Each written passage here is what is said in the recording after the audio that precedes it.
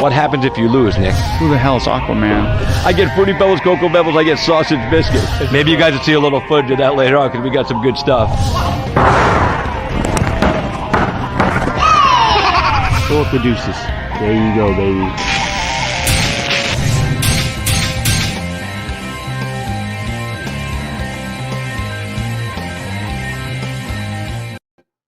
Hey, what's going on, boys and girls? Good afternoon and welcome to Cage Hour. Christopher James. I am Christopher James. We are live today. Sorry about the delay. I had some stuff I had to take care of on a personal level with one of my physicians, if you will. So, that had to take precedent over getting on the show. And Luis will be with us in just a moment to join us on the show. Hope all of you are well today. And while we're waiting for Luis, we're going to talk about the fight card and some of the crazy stuff that took place today at the weigh-ins. It's crazy, and do me a favor, please share this out everywhere you can. It is Cage Hour Christopher James. We are live, brought to you by our friends at Just Heart Apparel and Just Heart Apparel East Coast.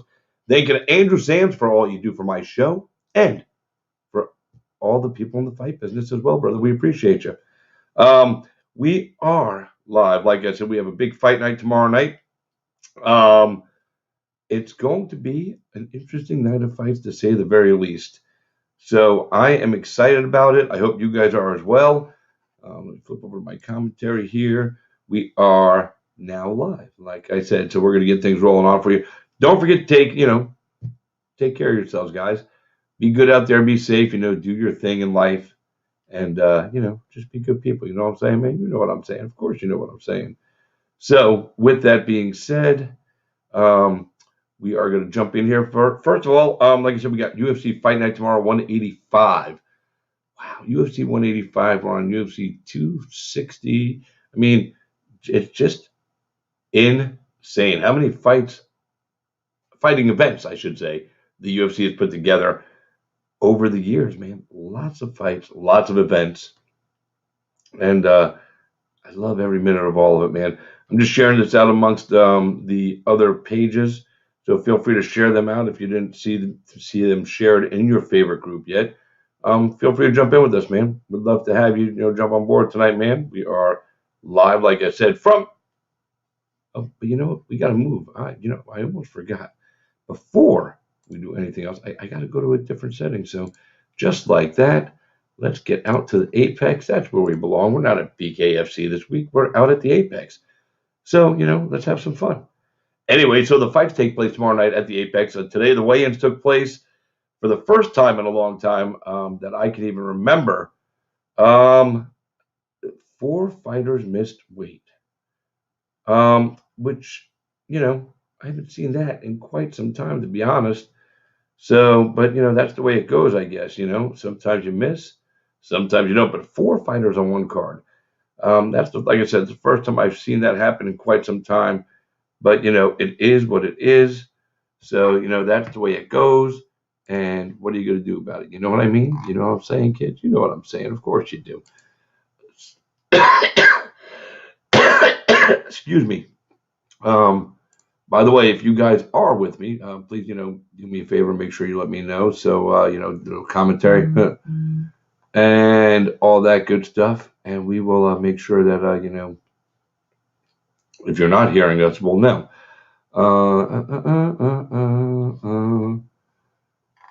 See, I knew that. I'm trying to make sure I get this out to the groups I always put it out in. My life as an MMA fan. So we got it there. Did I get it to the freaks? Yep. All right, cool. So, anyway, hope you guys are enjoying this fine, wonderful day. So, today, 4 fighters missed weight. Of those 4 fighters, the 4 fighters that did miss weight this afternoon,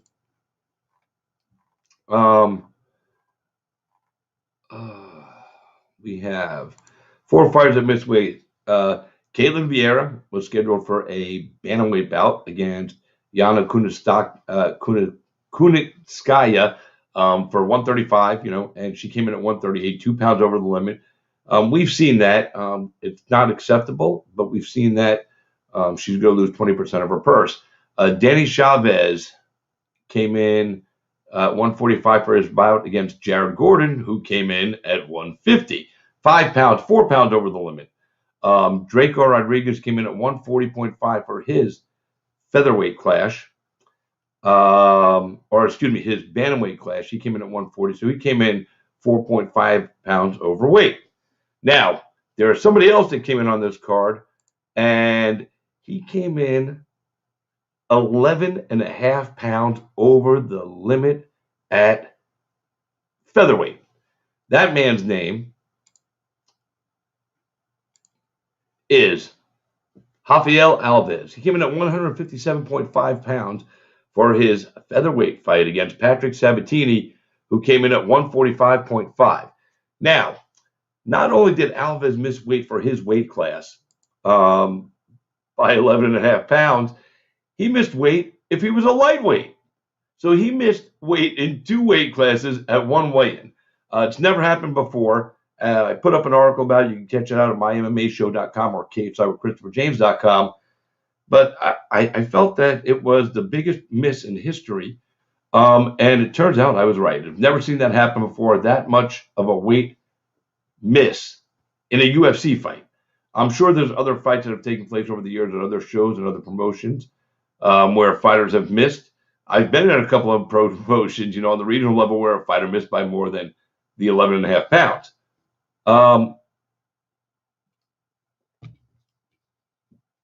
It's wrong. You can't miss weight. And you can't miss weight by two weight classes. Not one, but two. He missed weight in two complete weight classes. So I was floored. I just can't believe it. And, that's the way it goes, I guess. What are you going to do? Forrest, that's a phenomenal idea.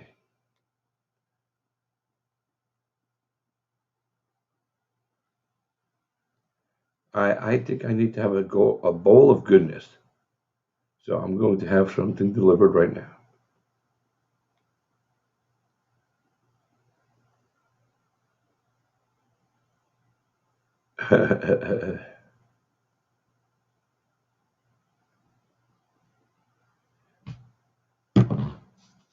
Hey, Cody Durden, UFC fighter. What's up, man? Coach CD, I hope you're feeling well, man. I know you had surgery and everything.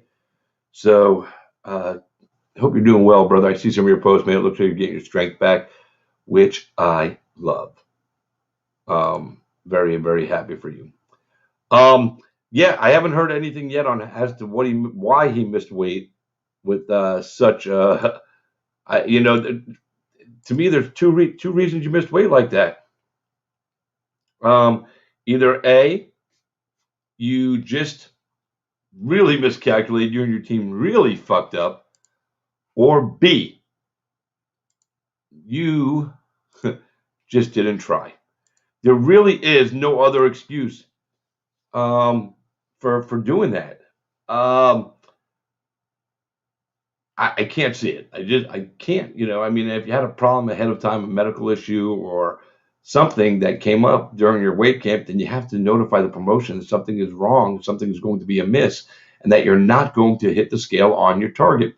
UFC fighter Derek Minner, who also fights on this card, taking on Charles Boston Strong Rosa tomorrow night, he commented on my post. He goes, man, if I was 11 and a half pounds over, heading to the scale, I wouldn't have even stepped on the scale,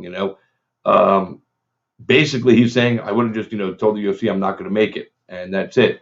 So, all right, ready to watch this, guys. Presto changeo. Bongo. I've got shit locked down here. So, and Derek Minner is right. Excuse me. So, I just don't,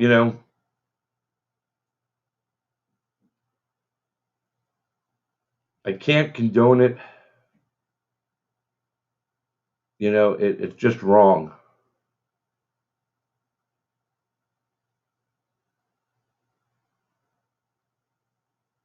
Sorry, guys.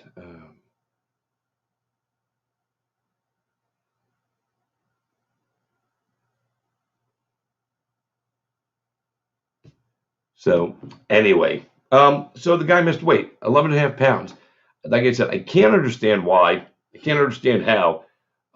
blatant disrespect to the promotion, to the opponent.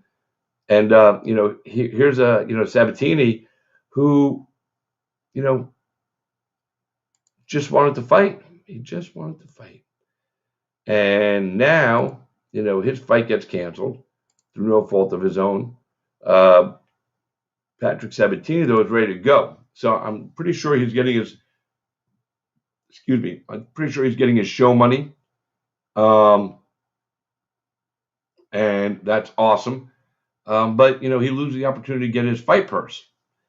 This is one of the reasons that people don't like the win and the show and win money being separated. They want a flat fee.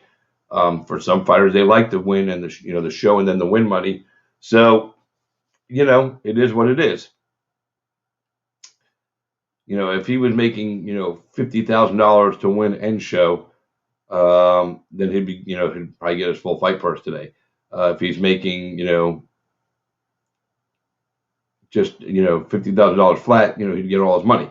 But if he's probably making 25 and 25 or maybe less, he might be making 15 and 15. So now he's going to make 15, and he loses the opportunity to make the other 15, which sucks for him. He put in all that time for a camp, and now he's not fighting, which again sucks for him.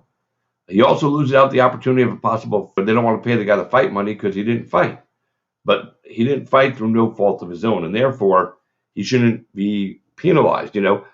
His opponent's penalized. His opponent ain't going to make any money, but he gets penalized and loses the potential. And again, I don't know his fight purse, but he is somebody who isn't going to get the full fight purse, which sucks. So I feel horrible for the guy. Oh man, bum. But what are you going to do? And again, I've had a few fighters commentate on my post and my article about being professional about this. Listen, I respect every fighter, and I'm not a fighter.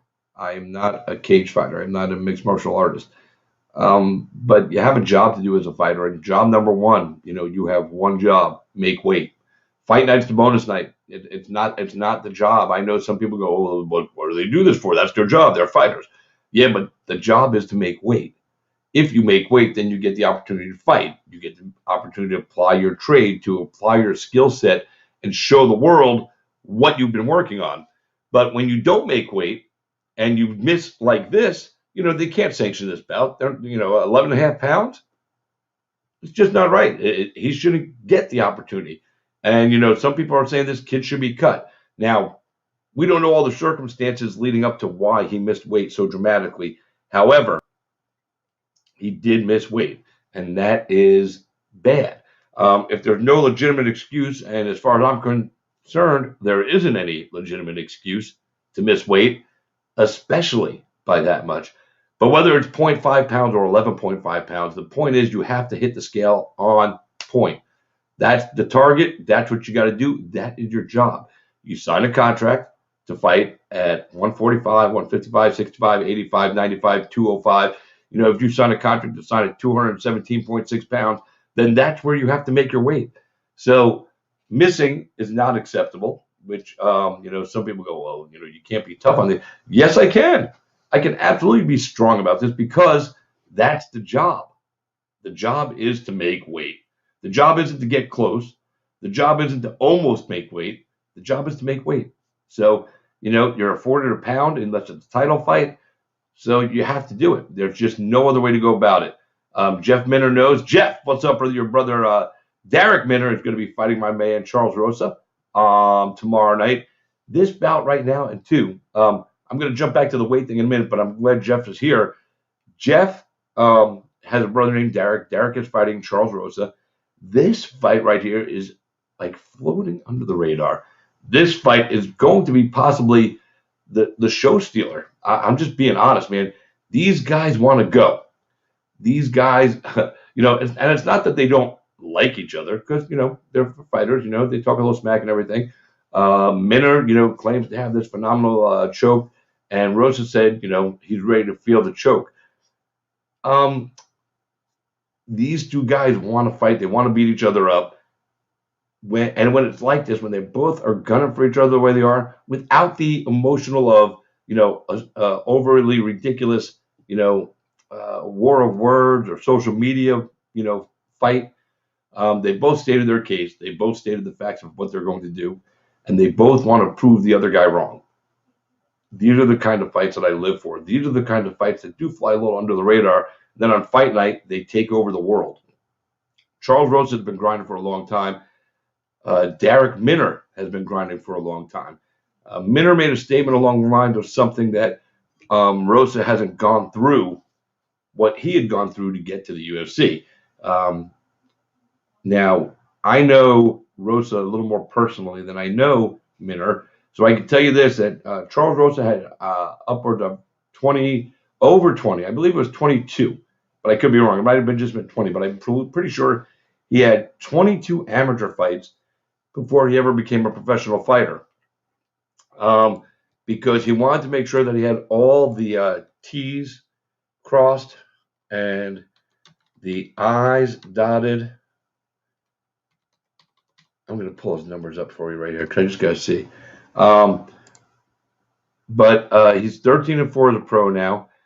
He became a UFC fighter way back. God, it seems so long ago.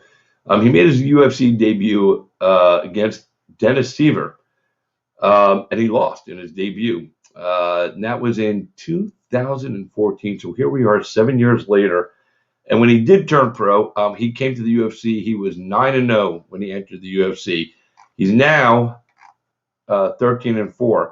So he's 4-4. He's 500 record inside the octagon. He had a couple of injury problems along the way, but this kid is a scrapper. And in his name it says Boston Strong because he is a Boston cat and he is Boston Strong. His father is a little cuckoo. His father jumps in the water, cold water, every single day to take a swim, in honor of his lost brother. So the mentality is there, the fighter is there and built inside of him. Minner, however, took a completely different path. So let me see if I can pull this up here on Derek Minner. Minner is now 25-11, so 36 pro fights. Minner just got to the UFC. This is his third fight in the octagon. So along the way, though, as he was coming up, he's fought, some of the toughest guys that were coming up with him. He lost to Herbert Burns. He's fought Kevin Kroom, Jordan Griffin.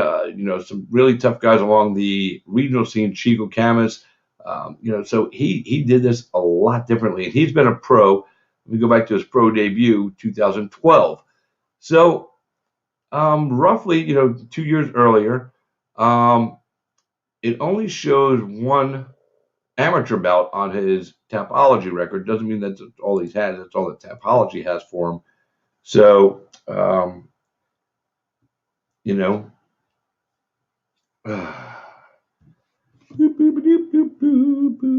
we're waiting for our man. 11. There we go. Thanks, Jeff. Because it only has one listed for him on Tapology.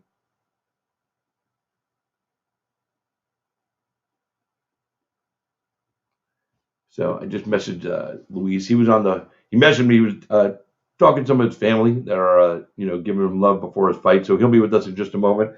And again, we were supposed to go live at 4 o'clock today. Sorry about the late start, but I had to take care of some personal stuff with one of my doctors. And we ran late. And then, of course, if I run late, my guest ran late because he started doing a few other things. So that's on me. My apologies, guys. Appreciate you tuning in anyway. And Forrest, if you're there, look, nice, freshly clean, clear crystal.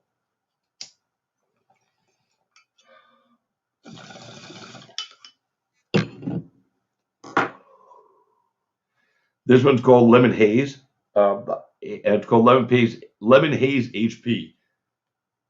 Picked it up from Men, one of my favorite local dispensaries. Probably my go-to at this point, even though I just started using them. I found their product quality and availability has truly stepped up against some of the other ones that have been here a little more, like True Leaf or Cure Leaf that have more locations. but they can never seem to meet the demand. Every time I reach out to them, those guys never have the stuff. You place an order, you go to pick it up, you get there, no notification that your stuff isn't there. They don't have what you ordered, and they try to, bait and switch you. That ain't gonna work with me, bro.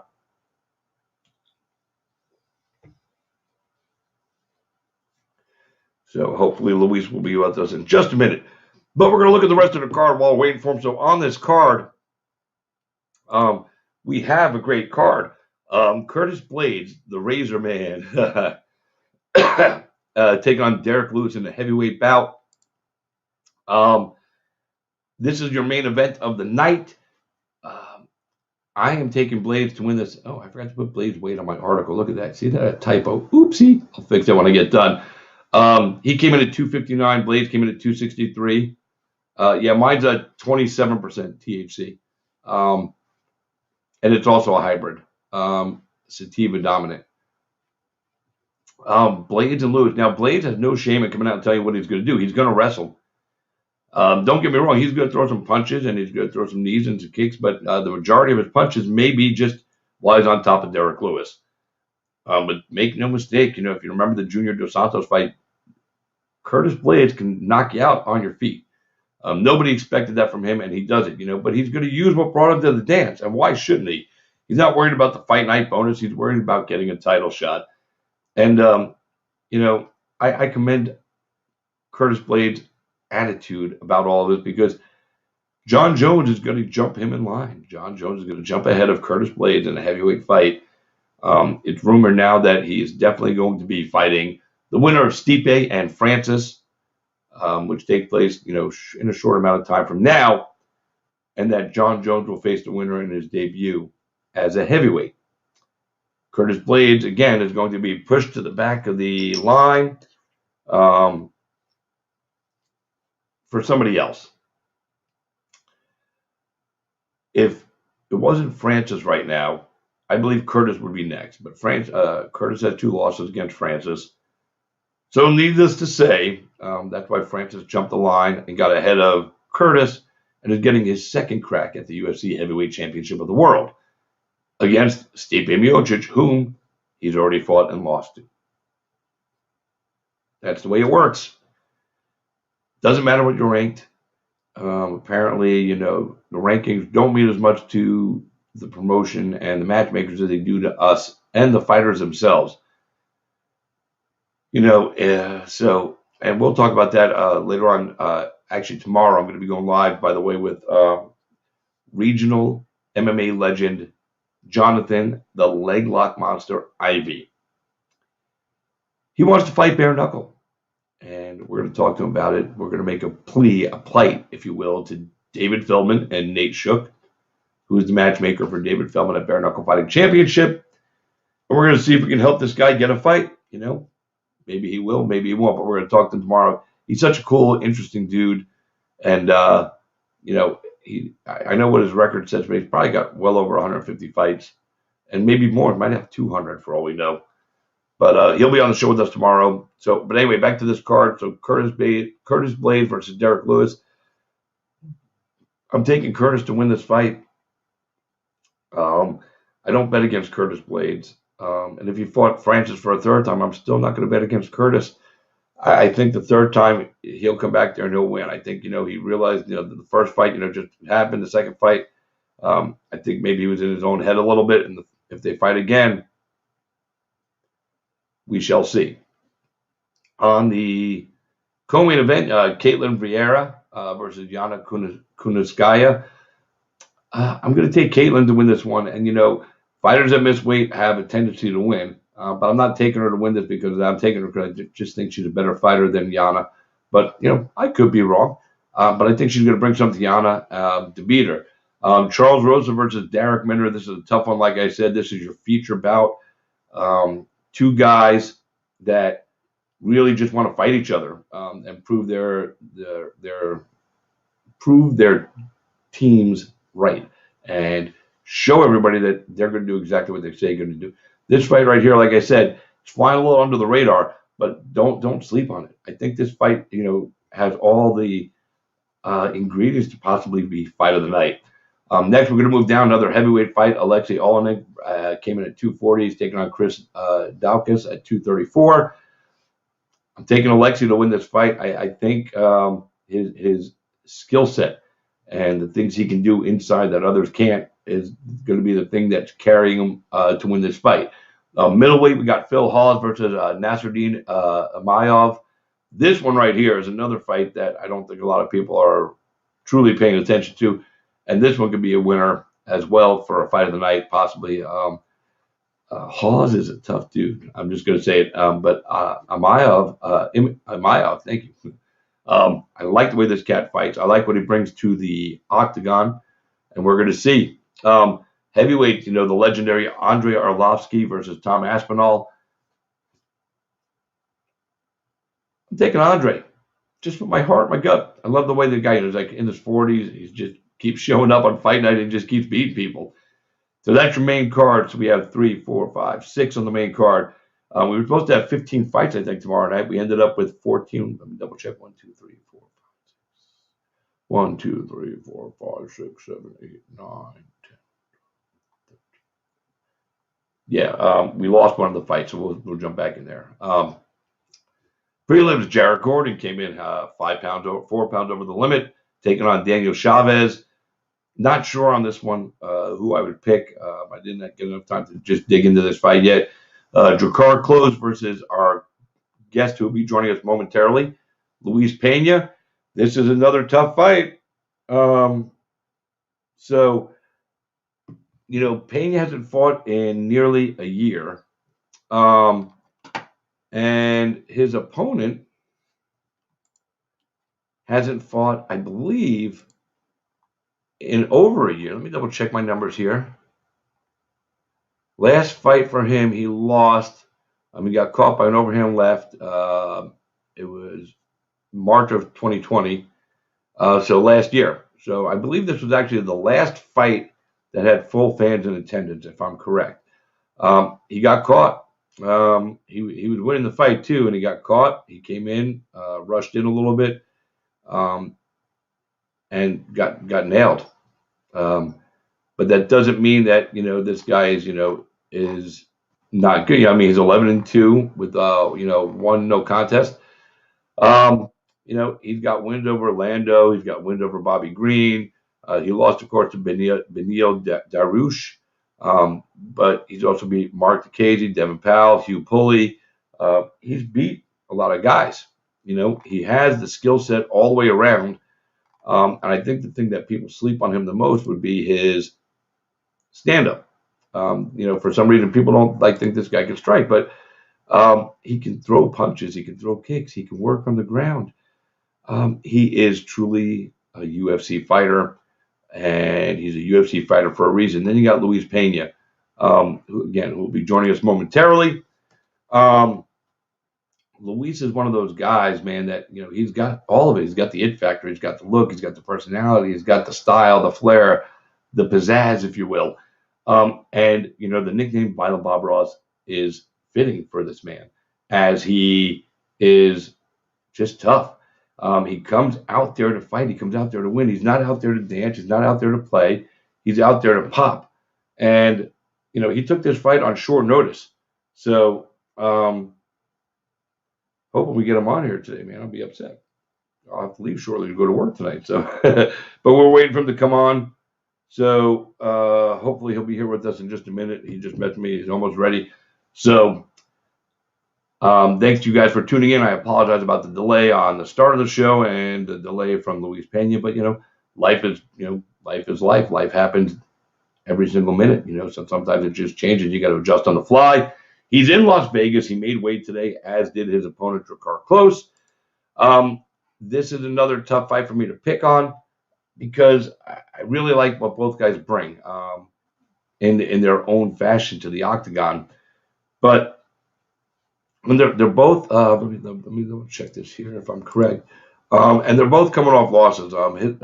Pena is coming in off a loss to Kama Worthy, and Drakkar Klose is coming in off a loss, as we said, to Beneil Darouche. So these guys both are hungry. They want to win. They want to get back in the octagon and they want to get a win, and I get it, Ugh, they are ready to roll. I'm excited about this fight. I'm like really excited about this fight, if I'm being completely honest with you guys.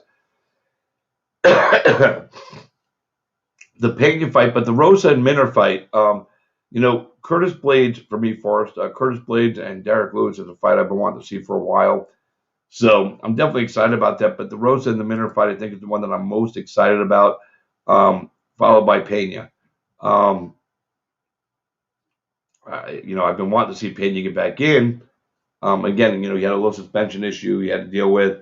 So he's been on the shelf, and he's just been waiting patiently to put in the work. And, he got cleared from his suspension, and he got a phone call. Hey, you want to take a late notice fight? Well, sure. Why the fuck not? That's what Violent Bob Ross does. So for you guys that are watching, thanks for tuning in. If you got any questions, hit me up right here. Dr. Z, my man, Dr. Zoltan Erdos, who said the scales at the UFC today were made by the folks that made the voting machines Dominion, so none of the numbers are right. Doc Z, that's why I love you, brother. You know how to put it together. Hee.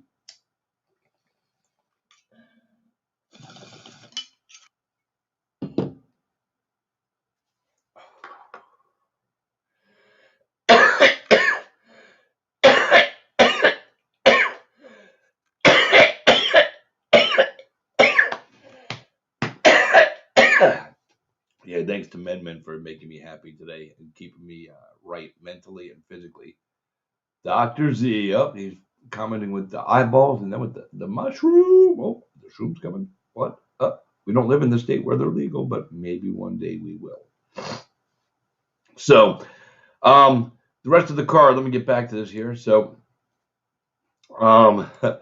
where were we? Oh, Jared Close, or Luis Pena and Drakkar Close. We've got through that one. Eddie Wineland and John Castaneda. This one right here is one of those fights. Eddie Wineland is just one of those guys. Been around a long time. Castaneda's got his own skill set to bring with us. Microdosing. Interesting, Doc. Interesting. I like it. I'm going to take Wineland on this one. The next fight also, this is another one, Forrest was asking me which fights I was looking forward to. There's a few on here that I'm really interested in. This next one, Nate Landwehr and Julian Juicy J. Arosa. This is going to be a fucking fight, too. Nate, I've known for years. He fought with us, back in the day at XFC. Arosa's been around a long time. Nate, oddly enough, was the last guy to step on the scale today. He came in at 146. Arosa came in at 145.5. Nate is that guy that comes from the country, from Clarksville, Tennessee. He doesn't mess around. He's not here to be your friend. He's not here to be your buddy. He's here to punch you in the fucking face. Julian Arosa, he has wins everywhere, whether it's through knockouts or through submissions. Most of his wins come through finish. Nate doesn't have the exact same resume. Nate Manis, Nathan Manis is joining us, UFC fighter. He's looking forward to the Nate and Rosa fight as well. When you think about it, right? This fight is going to be fucking dope. This one might even do more than the Rosa and Minner fight, which I absolutely love. But Nate and Arosa, this is a fucking phenomenal matchup. I'm glad they put it together.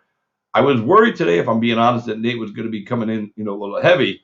Yo, what's up there, Alex Spartan Nicholson, former UFC fighter, former fighter with the PFL, future bare knuckle fighting championship fighter. Thanks for tuning in with us today, guys. You're watching Cage Talk with Christopher James. We are live from the studio, talking to you guys about the fights coming up behind me at the Apex right here in Las Vegas. And we are excited. But this Nate fight, Nate came in like I was worried, as the time started ticking. I was like, is Nate going to miss weight?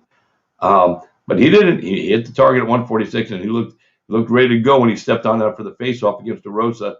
Dr. Z, right about them shroomies, no doubt about it, Alex.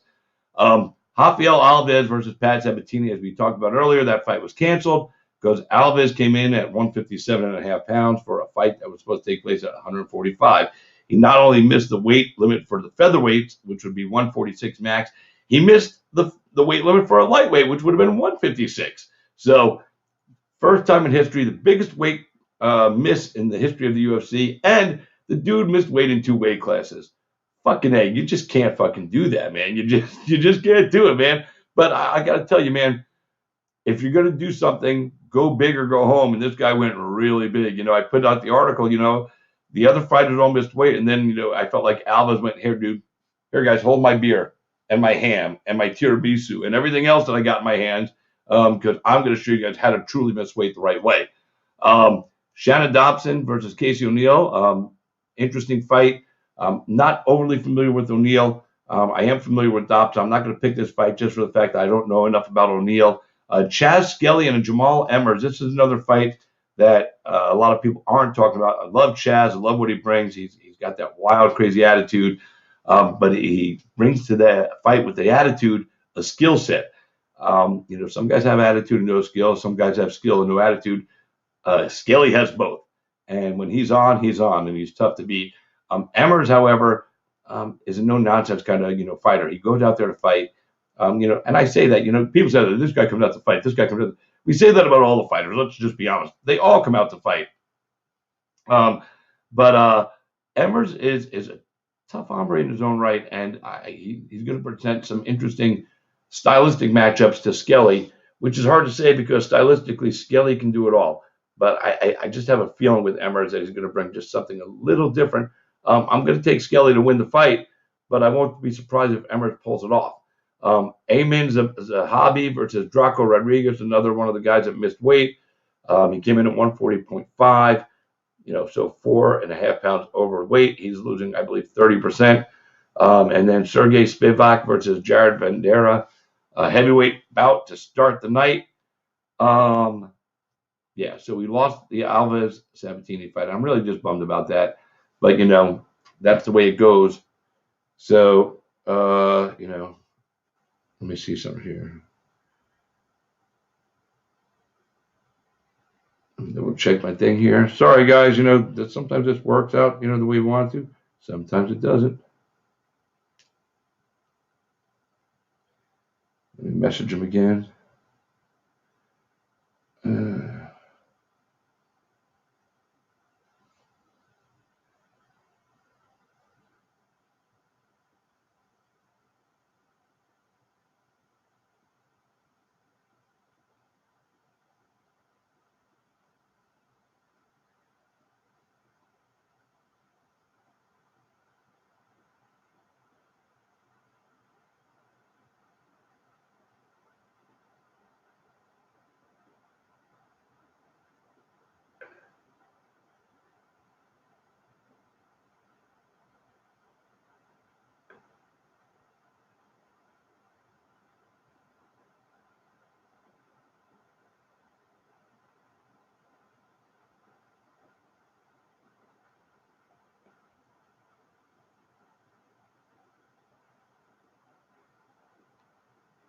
Yeah, I'm just sending a message. Sorry, guys. I got lost in my message to Luis Pena. I have to let him know that we're running long, and I have to.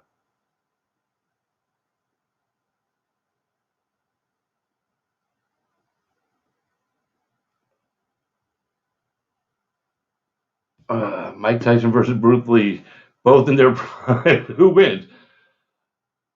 I don't know, Forrest, man. I'm a little buzzed, but I'm not that buzzed to even think about. But what kind of fight is it going to be? Is it going to be a boxing match? Is it going to be a karate fight? Or are we going to do MMA? I mean, if it's a boxing match, I have to take Mike Tyson. If it's an anything goes match, I'm going to take Bruce Lee because he just has too many skills.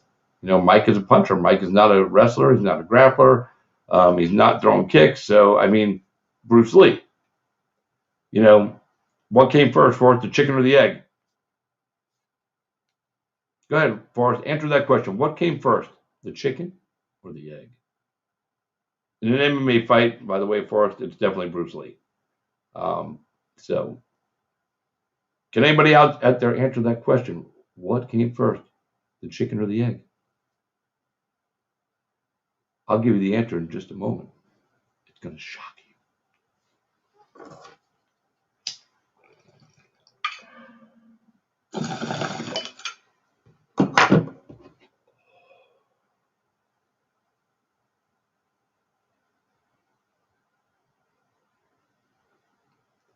So,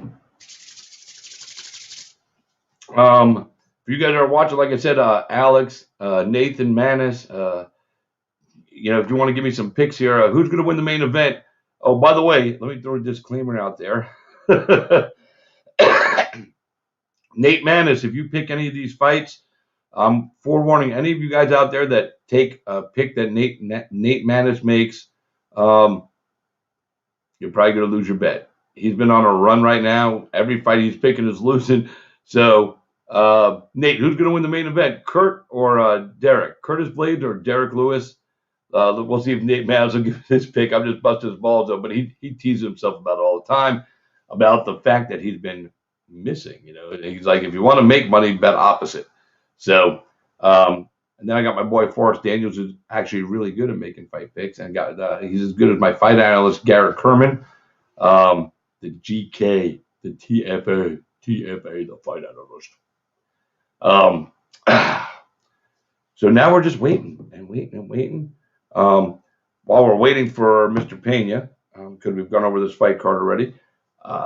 You guys know how much I love bare knuckle. I put a lot of work into covering the sport. Brandon Lambert has continually called out. He lost his fight. He talked his way into getting a fight at BKFC. Fought on Knucklemania, lost. Came back the next night with the same energy. He's still calling people out. He wants a piece of Tyler Goodjohn. Goodjohn doesn't want anything to do with the guy, but Goodjohn can't keep the name Brandon Lambert out of his mouth. Anytime a post, even though he blocked him on social media, he still finds a way to talk about it. If somebody else talking about it, Tyler will come on my post or anybody else's post that's talking about Lambert and jump into the conversation. Obviously, and I'd say this, straight up, Tyler Goodjohn may have more experience as a bare knuckle fighter and in the fight world. But guess what? Brandon Lambert is more popular among the fight fans. We're picking these wins up tomorrow. What's up, Derek? Derek, I'm going to send you a link. If you want to jump in, man, feel free to come in with us, man. Let me send you that link right now. If you ain't got shit going on, you know how we love you, bro. So let me find you up on hell. There. Here it is. We do. If you got some headphones with you, Derek, throw them on and then come join us. Boop,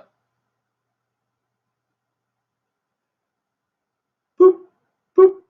While we're waiting for Mr. Pena, I got a little time, so we'll bring you in. So, Derek, I just sent you a message on Messenger, so feel free to jump in the link. Like I said, if you got your headphones or earbuds, click them on and jump in with us, man. We'll just bring you in, man, because we can do whatever we want because it's our show. Well, technically, it's my MMA show, which is what it's called, mymmashow.com. That's my website. Cage Star Christopher James, happy to have you. Derek Minner is going to be fighting tomorrow night, like I said, against Charles Rosa.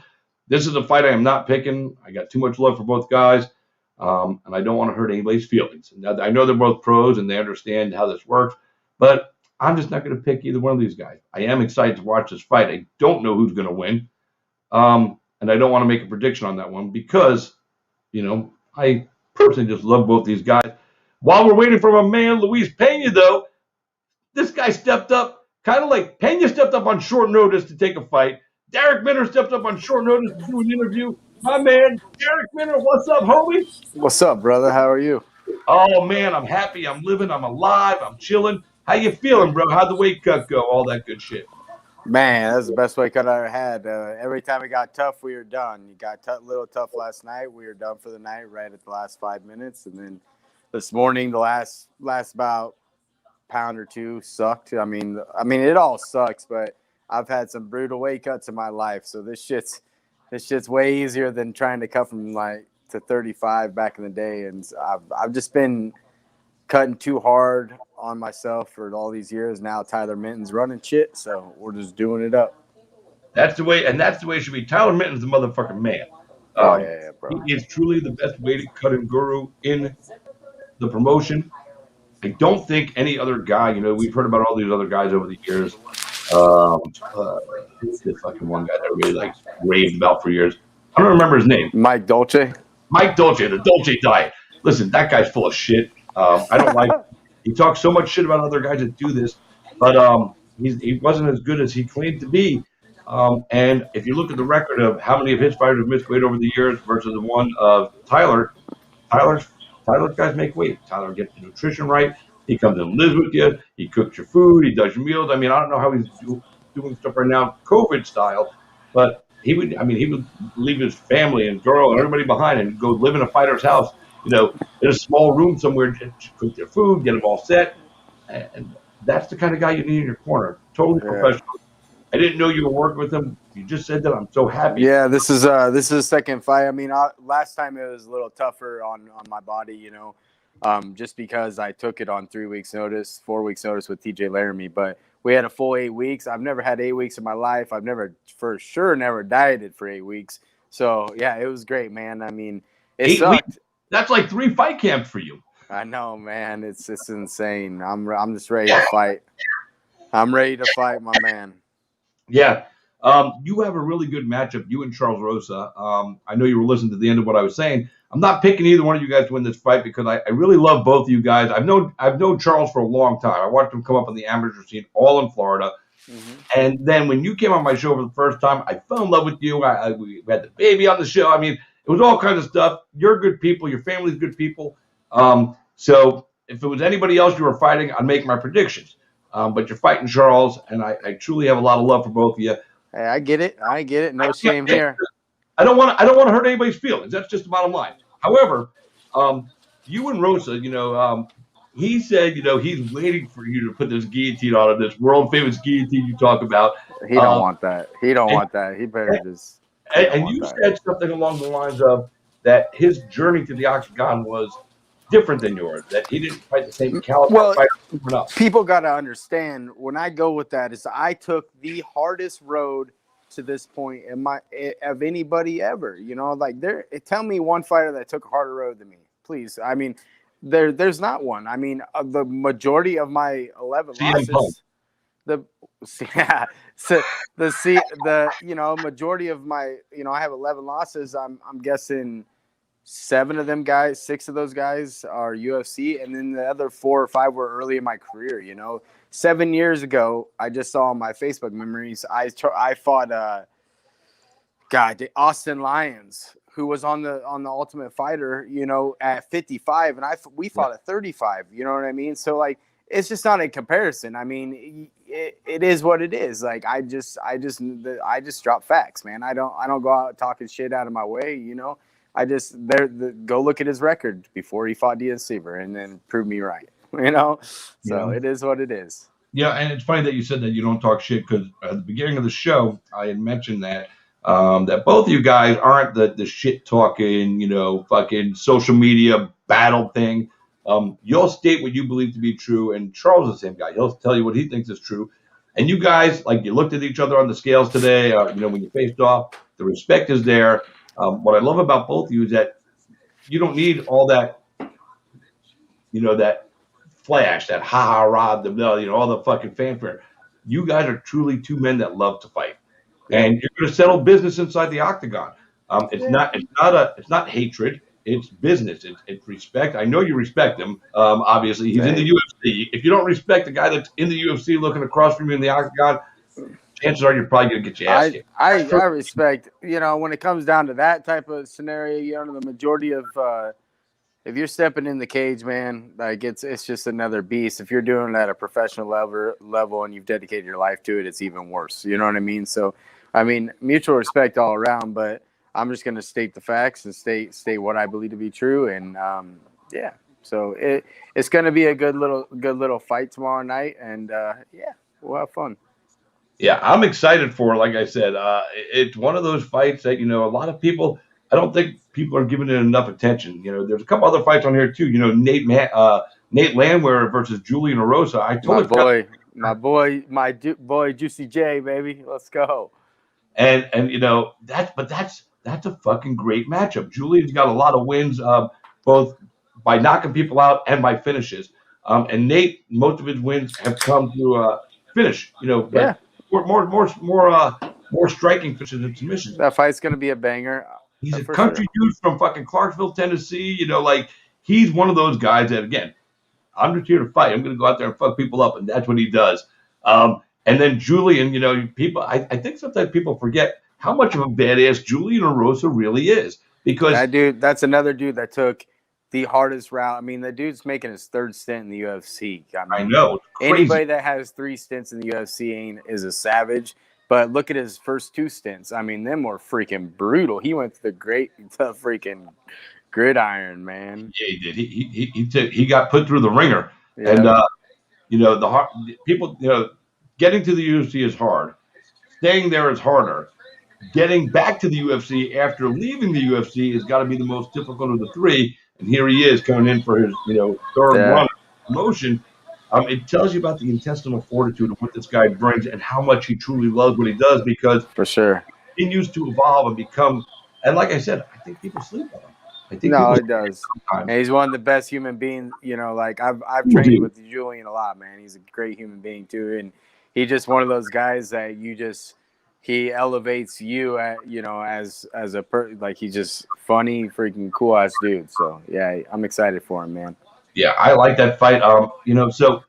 Let me ask you about this. We know your weight went fine. Charles went fine. You guys made weight. Fight's happening. There's no more time to talk about it. You know what you're going to do and what you want to do. But let me get your opinion. And because I mentioned it at the beginning of the show. So Rafael Alves misses by 11.5 pounds. As a fighter and as a fan of fighting, give me your thoughts, man. Because I'm just saying it's bad. It's just bad for him that his coach let him go on the scale. Nobody in their right mind, if he was having that tough a time, he weighed in he didn't even make 55. You know what I mean? So, but why would he show his face? Why did he not go? Like literally, he shouldn't even have been going to the scale. Like do something. Like don't go to the scale. Like that's just terrible. Like you just I just don't understand why he weighed in, because what do you do? Think your opponent's going to take the fight? Like, come on, man. Like, just don't go to the scale. Bad management, bad coaching, whatever. Like, I don't know what it is, but the fact that they showed up there to weigh in is mind-boggling. Like, I've been talking to the guys about that since then. I've just been like, why the hell did he go in? I don't understand it. My man Dakota over there, he's about to fall asleep. What's up, Mike? Love that kid, man. Fucking hey. So with that weight thing, so 11.5 pounds. You said you wouldn't have even walked to the scale. Why would you? But is it worse to not show up to the scale? I mean, no, it's not. Especially with the UFC, whether you're heavy it's or not. It's not, man. 12 pounds? Like, why are you even showing? Why? Are you getting a text message or something? We lost your audio. Like Jordan's calling me, just whatever. She's FaceTime. Yeah, that's what happens. It cuts your audio out when you're getting a phone ring. I was like, you were. Yeah, this looked like just now. You were like, oh, I just don't understand why he showed up. Like, there's no reason for that. Like, you're 12 pounds overweight. Like, what do you think's gonna happen? You know what I mean? Like you're not gonna fight. I mean, even make up go. I don't know. Go slip on a banana peel and bust your head. I don't know. Like, go fall down the stairs, make an excuse. I don't know, but don't show up to the scale at 11 pounds. And we get 3 like they have to check our weight 3 times before we even get to the official scale. So like the fact is, like it's mind-boggling to me. I don't know his story. I don't know what happened. But I mean, 11 pounds is 11 pounds, bro. Like you just can't even shake that. Like it's him showing up to the scale just is mind-boggling to me. You shouldn't have showed up to the scale, man. I mean, 0.5 pound or 11.5 pounds, they're both wrong. Obviously, 11.5 pounds is a lot worse. But your job, and I always say this to people, your job as a professional fighter is not to walk in there and fight tomorrow night. Your job as a professional fighter is to walk on that scale and make weight. And if you do that, then you get the bonus of going out there to beat somebody up. But you have to make weight. It's the most important part of your job. I mean, there's no excuse. I've been on, dude. I made weight on 8 days' notice in my UFC debut, and I was 168 pounds, and I was not really like I was eating shitty. I was dehydrated. So I mean, there's no excuse. I mean, when I used to cut to 35, I get it, man. Like I should have never been a 35 in my life. I missed a couple of times, you know. But there's just no reason for it, man. We should have moved up to 45. But the fact that he missed weight, the fact that he missed weight by 11 pounds, 11 and a half is just crazy, man. It's. I don't know why he showed up to weigh-ins. He missed weight in 2 weight classes. I mean, Yeah, for sure. Like, it's crazy. that's the thing that gets me. And I put in my article, I wrote an article about it. And I was like, I don't recall anybody ever missing by this much, but I Well, was biggest weight miss in history. The fight ends up getting canceled. His opponent, man, Sabatini, sucks for that guy because he gets win money and show money, but he's not going to get his win bonus because the UFC won't pay him the win bonus. But he's going to get his show money. But so let's just say he's making 15 and 15, right? So now he's down 15K, and he's also down the possibility of a possible extra 50 for a fight night bonus. So this kid loses 65 grand for something that he had no control over. I mean, at least That's a he's big making one his way. goal. I mean, he took it on short notice. He's got a UFC contract, and I mean, But still, I get what you're saying, but I mean, hats off. There's nothing you can control. He's walking. 5 days ago, he didn't think he was making that type of money. So I mean, he got his UFC contract. He's been at it a long time, and now he gets to get a fight camp for the next guy. So Absolutely. I don't feel. I mean, I feel for him, but like, I mean, he's gonna live out his dream either way. So. Yeah, he will, but it sucks. You come in and you're ready. You take the fight, and look, here's the thing. He takes the fight on 5 days' notice. Makes motherfucker wait. Yeah, bro. The guy had the whole camp. Fucking missed by 11 and a half pounds. The level of professionalism is different. I mean, you even said it yourself. You've taken some short notice fights, but you make weight. At 135, you were dancing in the wrong. That was like freaking 6 years ago. But yeah, no, for sure. But you learn. But see, here's the thing: you learn. All right, you know what? Yeah. I tried it once, didn't work. I tried it again, didn't work. All right, you know what? I got to move my chunky little butt up to featherweight because that's where you know what I'm saying. Yeah. So you do it. But you're typically not the guy that misses weight, and you understand that that's the job. You got to do it. I mean, I pay somebody to do it for me. You know what I mean? You just got to. Now he's got to go. Who knows if he even has a job? But like, I mean. You might not. I mean, look at you. You changed things up for you. For this camp, you left home. You left the wife and the family behind, and you went out there to get abused by James Krause and Dakota Cochran all week long, only to come home sometimes on the weekend to see your family, because you understand that it took you so long to get here. So now you have to make sure you stay there. So making this sacrifice now for your future is the right thing to do. How did all that work out for you?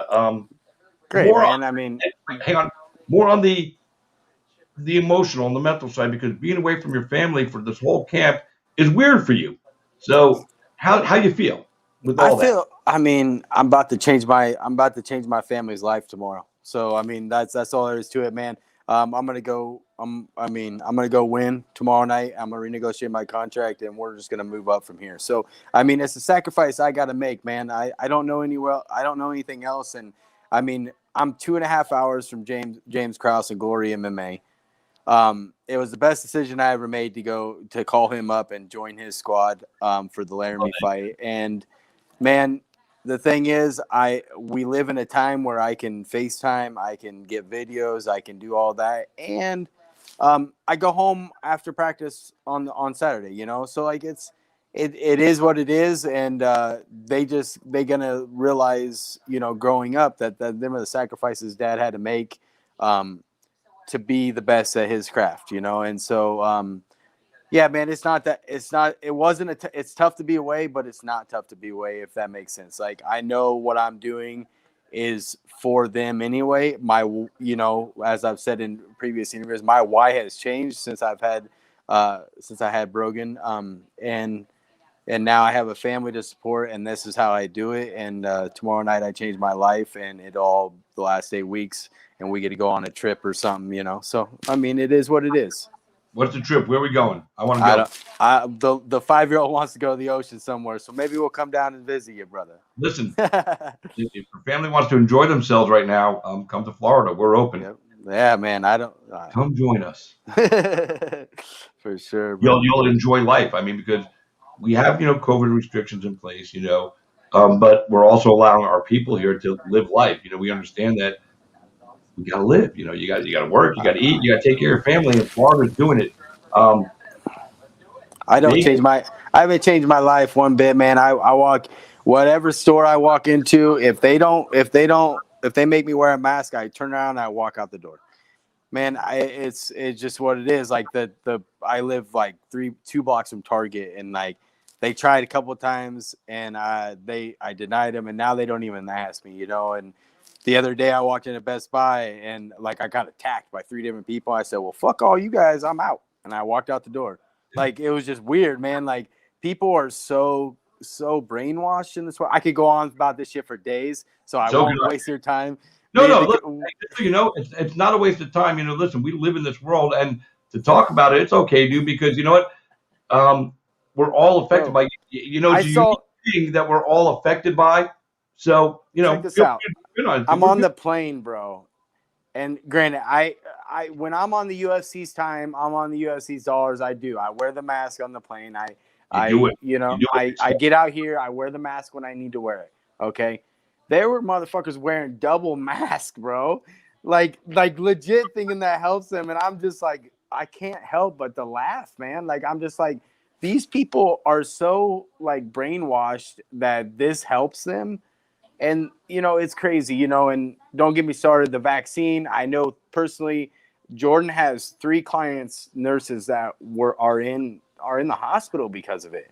Like, are you kidding me? Like, they're not saying the science behind it, whatever. I don't get the hell out of here, man. The double mask yourself and get on with yourself. It's insane to me. Yeah, I don't wear a mask. I had COVID back last year. I had the chills for 3 hours. That was the worst symptom I had, and literally it was 3 hours, and then I sat around for 2 weeks doing nothing, just relaxing. I'm not a mask wearing guy. If I go someplace, like if I'm doing an event, I'm working an event as either a ring announcer or covering as media, and the promotion wants me to wear it, I do it because I'm not going to fight with them. That's the food on my table kind of thing. You don't mess around with that. Exactly. But masks don't work. If the first mask didn't work, the second one ain't gonna work. Man. Here's the thing: people they've been instructing us to wear masks for a year, basically. Yeah. People are still getting COVID, even though they're wearing the mask. So why wear the mask? What's too good? It's crazy. I've people like give me shit all the time. Like literally, I've been stopped. We were Christmas shopping, and this chick stopped me and was like, "Oh, you don't wear a mask?" I said, "Nope, I ate my vegetables this morning though." And then she went and tattled on me, and they're like, "There's nothing we can do. There's nothing we can do. Like, what are you gonna do? Force a mask?" I said, if they come over and they said anything, I would have took my family. We would have walked out because I'm not gonna go through my life and having my 9-month-old thinking that I'm just going to mask myself everywhere I go. I mean, she's watching me. My 5-year-old's watching me, like I just ain't going to do it, man. I'm not going to let them think that's a normal life, and that's all there is to it. The school that we take her to, they did that for like a week and she didn't go to school that week. Like I'm not going to send our daughter to school wearing a mask. That's just not the way it's going to go. So I agree with you 100%, man. I think it has to come down to choice. Look, if you're a mask wearing person and you believe in it and it makes you feel better, God bless you. We love you. Wear your mask. I'm not going to make fun of you. If you don't want to wear a mask, I ain't going to make fun of you either. That's my big thing. But speaking of fun, I'm going to bring him a dude right now. So feel free to hang out with us for a few more minutes, Derek. Yeah, brother. The man himself. What up, Brian? Pena. What up, Derek? How you rehydrating, brother? Oh yeah, no, I'm good, man. I'm good to go. I didn't even have to drain myself that bad. Are you guys near each other in the rooms, like Yeah, I've seen him around a couple times, so. Yeah, no, we've seen each other around a couple times, so you know what it is.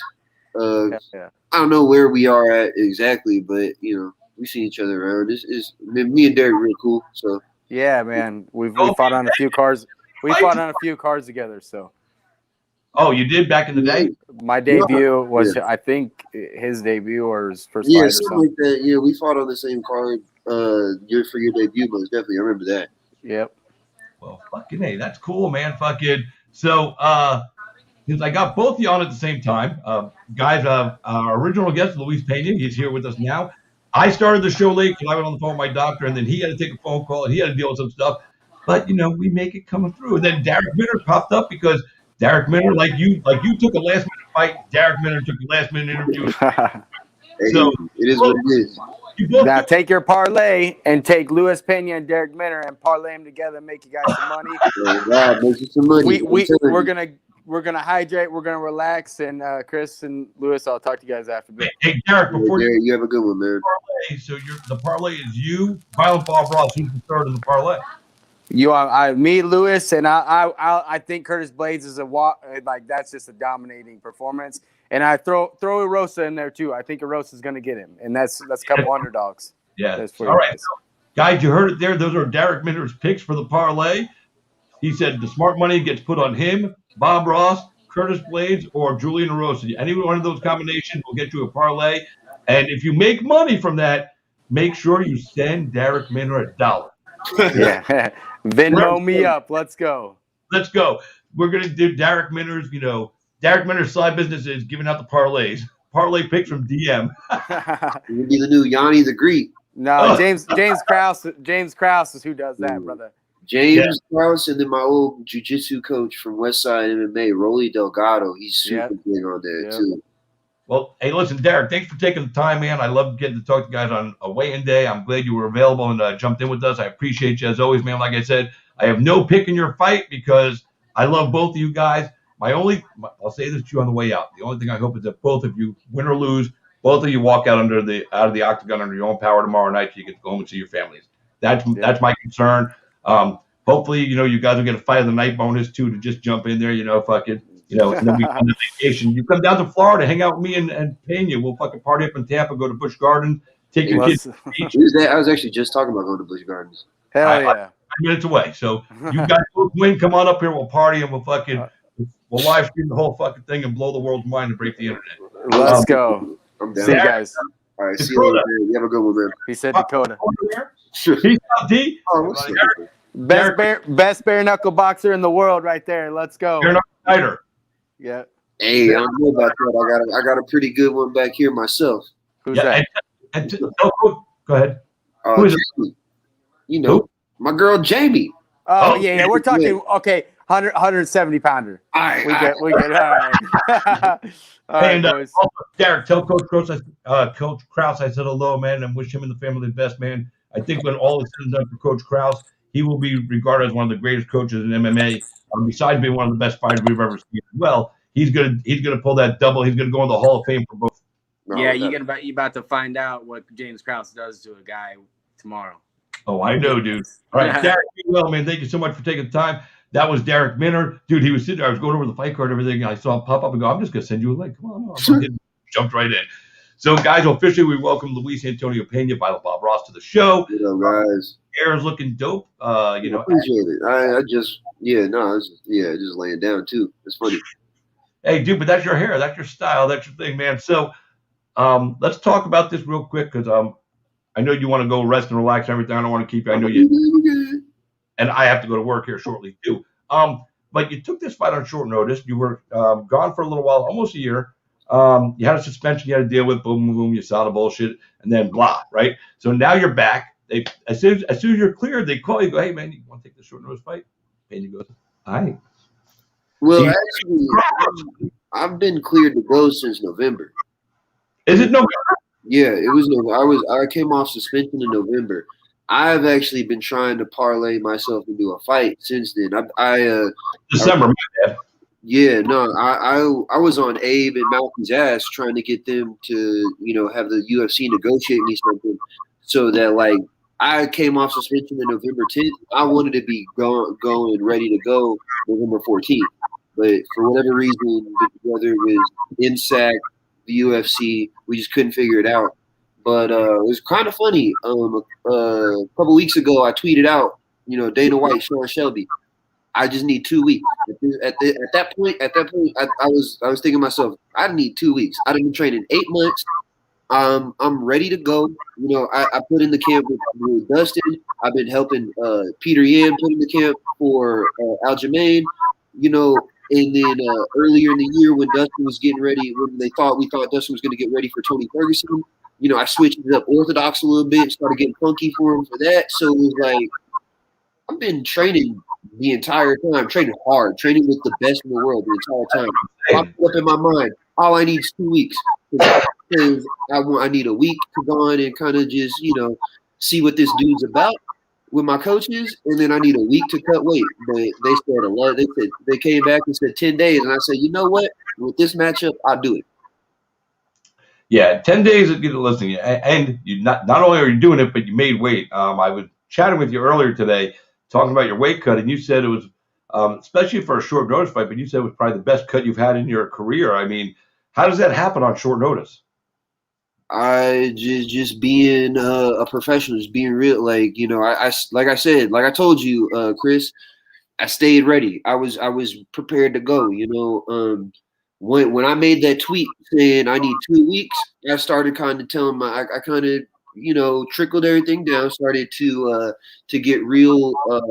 Not just kind of watching what I eat a little bit more. I don't really diet at all when I'm outside of camp, and I don't really diet too much when I'm in camp. I just try to eat healthy. So I was just kind of like switching over to that, and then. I don't know, man. These last couple of cuts to 55 have been really easy for me. I'm starting I've been telling people for a long time. When it comes to making 155 pounds, I really got it down to a science. And at this point, it's even better than that because, like I told you earlier today, I didn't use a sauna. I didn't use a sauna suit. No sweet sweat. Nothing. I worked out last night, got down to 2 pounds over, and then I floated everything off this morning. I didn't have to put myself through any suffering at all for this. Which is great, dude, because that's going to show tomorrow on fight night because you didn't overly dehydrate your body. You didn't overly dehydrate your brain. You cut weight in the most efficient way possible. And that's the thing, though, is I still started this out at about 175. Like when I got the call to go, I was about 173, 175. The only thing is the way I do it is much smarter than I think some of these other guys do it. Should you write a book? Nah. You don't have to pay me. You want the way? Hey, you want me to figure out how to do it for you like that? You don't have to pay me.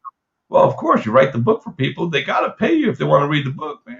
No, I'm talking pay me individually. Not everybody needs to know. Not that information shouldn't be out there available to everybody. So do you really think that you have come up with an innovation, I guess, to the weight cutting game? And would it be specifically tailored to somebody in your weight class, or could somebody at 205 use the same plan that you're using and be able to, if they're a light heavyweight, and they're walking around at 230, can they follow your plan and make 205 safely and efficiently, you think?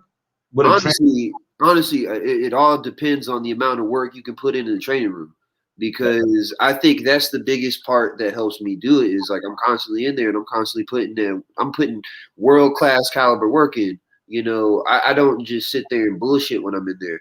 And that's a big part of it, man. I think guys, and I mean, I'm not talking shit about anybody. We all hurt when we're going through this. But I think guys sometimes get a little too much in their head, or they let these nutritionists people get into their head and be like, oh, man, you need to cut the intensity here, yada, yada, yada. Nah, man. Sometimes you need to learn how to just go nut up and fight through and work through some pain a little bit. Yeah, I agree with you. And there are a few nutritionists out there. Derek was talking about he has Tyler Minton in his corner, helping him with his nutrition and his diet plan. Oh, no, Tyler's great. Tyler's Tyler's one of the good guys. I mean, Khabib, Daniel Cormier, numerous other fighters. Those are just some of the bigger high-profile ones that he's worked with and always got them to the scale. Once he was in their camps, he never missed weight. And he gets you there right, and you feel good the next day. With his experience of being a fighter himself along the way, he learned, like you did, different things, and he put it all together, and he's got a good plan. He goes and lives with the fighter. When he's in the camp, he comes to live with you. He's like in your shit all day. But he stays on top of you to make sure he cooks your meals, he portions them out, he does it right. And that works for some guys. For some guys like yourself, you don't need that nutritionist part right now. Maybe when you get older and your body goes through another transformation, you might need to go. But for right now, it really does. And like I said, I told you, I've never seen you look so good and confident on the scale. You always look good. You make the weight. But today, when I saw you get up there, I was like, look at this motherfucker. Like 10 days, he's just like, fuck off. It's like you just. It's funny, too, is Abe called me. It was kind of one of the worst situations I could have asked for Abe to call me. I had a bad day the day before in the training room, and I was just kind of laying in my bed. I needed to take the day off just to kind of like refocus and everything. Just not even refocus, but to just like reset, just get the mind right. And I get a call from Abe, and I didn't even need to answer the phone. I knew exactly what he was going to call me for. It's time to go. It's time to rock. And when I answered that phone, he was like, "Yo," and I was like, and it was funny is to Abe, it might have sounded a little like unenthusiastic, but it was just because I already like in my mind, I already knew what he was going to say. I already knew he was going to be like, "Yo, you want to fight?" I just didn't need to know. I just needed to know the name. Yep. And so, he calls and I could just picture you like this and low key, paying you just like book it. I was like, who? Okay, let's do it. As Khabib said location. You're ready to go. I mean, it's the thing, man. So Drakkar Close, you said part of the reason that you were confident in taking this short notice bout, because taking short notice fights is not the optimum situation for any fighter. But you said once you found out the opponent, you had no problem taking this on 10 days short notice versus Drakkar Close. Why? I mean, no offense to him. He's a great, he's a good fighter. He's had a good career in the UFC. He's got some real good, notable wins. Yeah. But, I mean, when I look at my opponent sometimes, especially in a situation like this, it's all about, like, the damage. You know what I mean? And I feel like his fighting style, I'm not gonna take a lot of damage out there. Just being real. I feel like the way he does things, he tries to grind out decisions, and I felt prepared for that. So I don't know. I felt as though I can walk out of this, walk out the cage, pretty unscathed no matter what happens.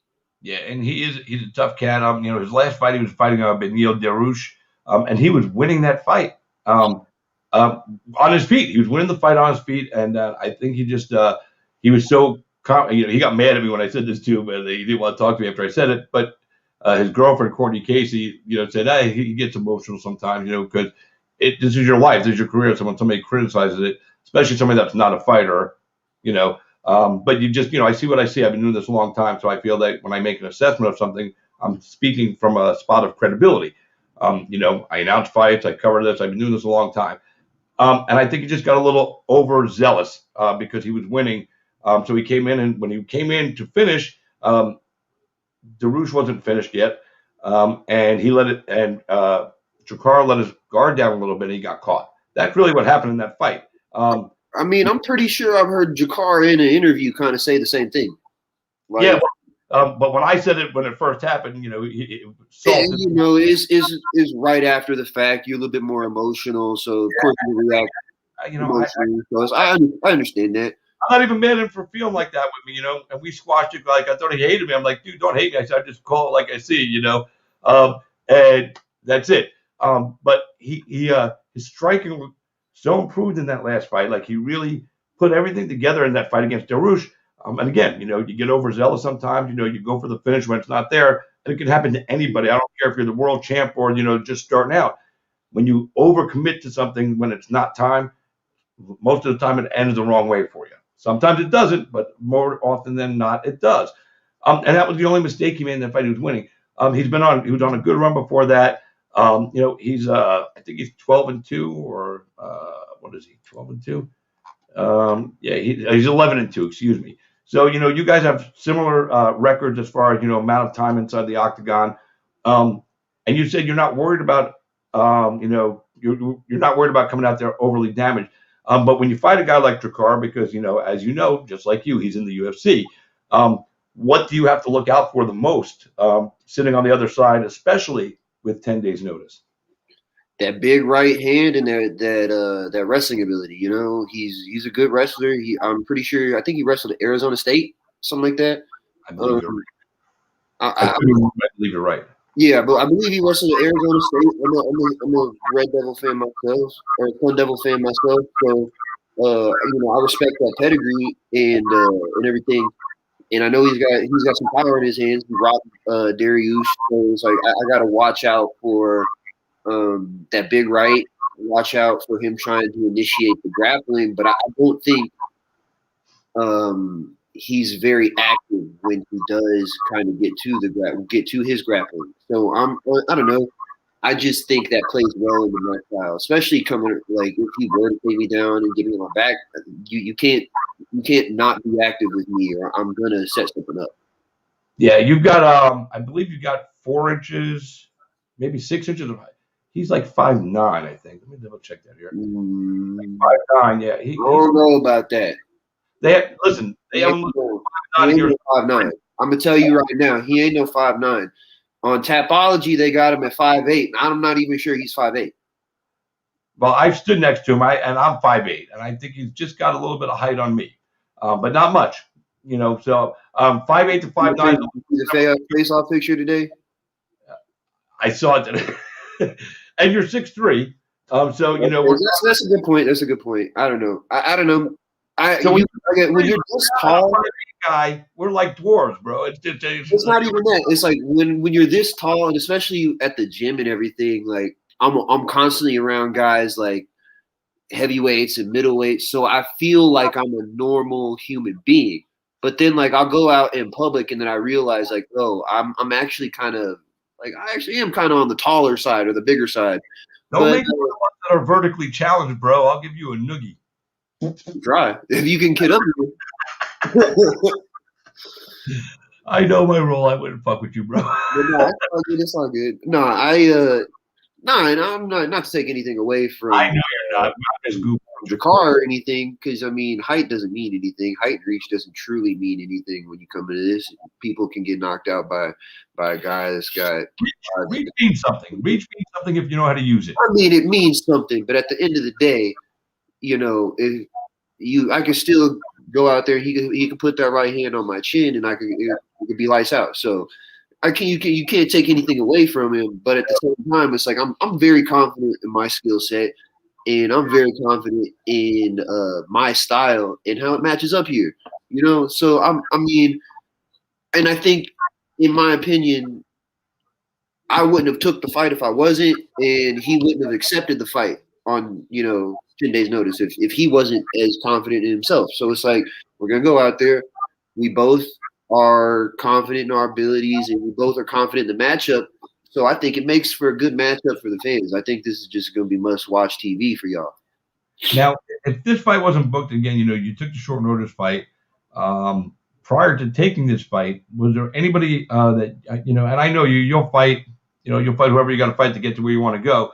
But are there any guys right now that are on your radar that you want to fight, regardless of ranking and anything? Are there anybody that you want that particularly you just want to fight because you just want to punch that dude in the face for whatever reason? I don't know. I don't really like when it comes to stuff like that. I don't really like look at it like that. You know what I mean? Like I don't hold no grudges against no people that I fight, and I don't like dislike any of these dudes in the UFC. There's some dudes that maybe their attitude doesn't really mesh well with mine, or maybe their personality is a little different than mine, whatever. But when it comes down to it, I feel like I'm a nice dude, and I just don't hold that kind of emotion when I'm in there. It's just like I want to test myself against certain guys, and then there's also certain matchups that I like that I think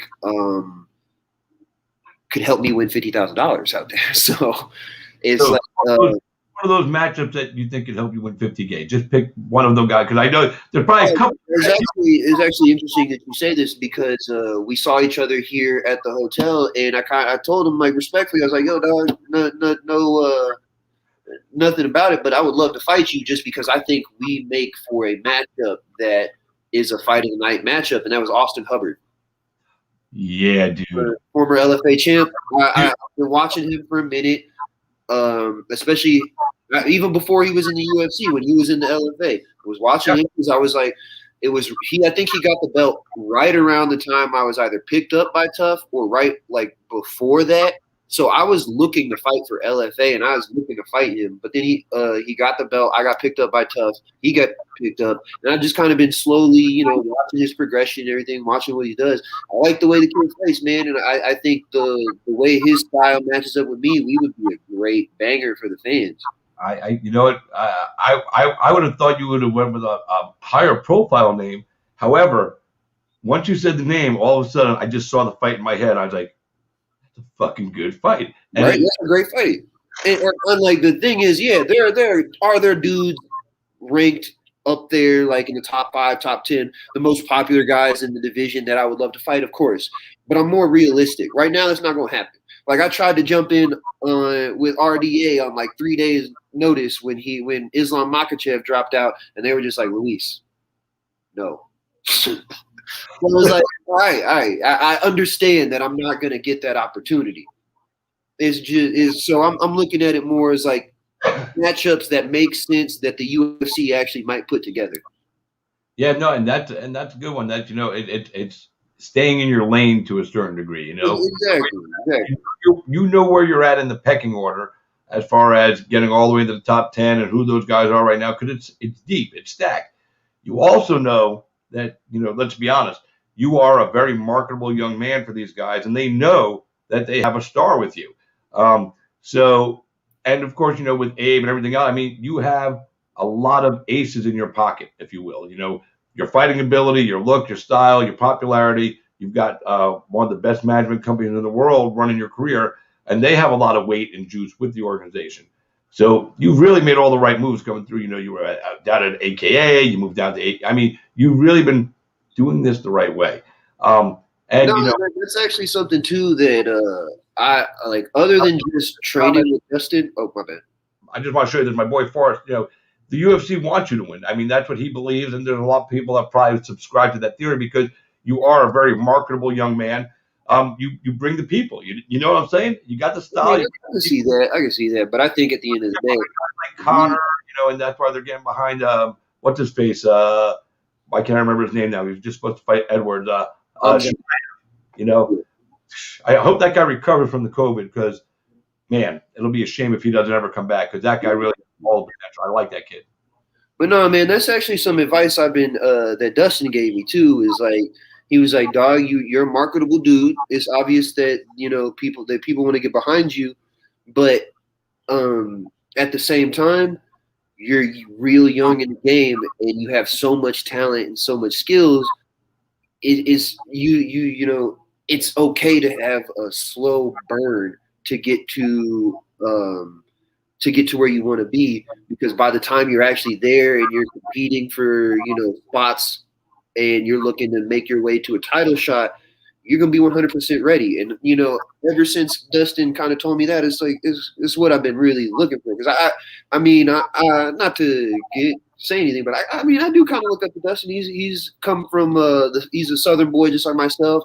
Had to grind and really put the work in to get the recognition that he truly deserves.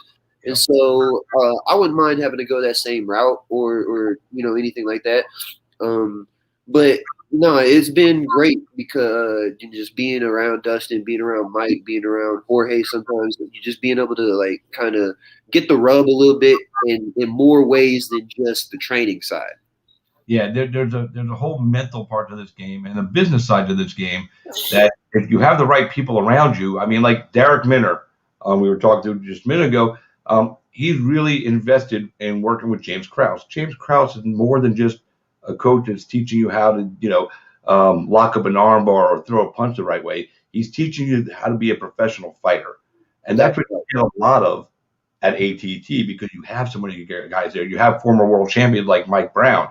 You have, current interim champion, or, the uncrowned champion Dustin Poirier. I mean, there's so many, Joanna, I mean, everybody's down there. You're not just learning how to punch and how to kick and how to do this. You're learning how to be a professional fighter on the business side of it. And that, I think, is forgotten a lot. I don't think people put enough stock into that. You might have a cool coach that you came up with along the way, before you got to the UFC, let's say. But then you get there, and in order for you to stay there, you might have been the big fish in your pond at your gym. But if you stay the big fish, you ain't learning anymore. So you need to go be humbled and become the small fish in somebody else's giant ocean, and then see if you can climb your way into that shallow water and see what's really up there, And now you have that opportunity because you haven't been afraid to make the move. Again, you were out at AKA with Daniel Cormier and all those guys, and Tough and all that stuff, and you decided, from Arkansas to there and then to Florida. And I truly think you found your spot, man. I think this is, for at least for the time being, this is the spot that's going to cultivate the next incarnation of Luis Antonio Pena that we see in the octagon. Because again, you're 27 years old, so life is just beginning. I mean, Dustin's right. There's so much more ahead of you that you're going to do.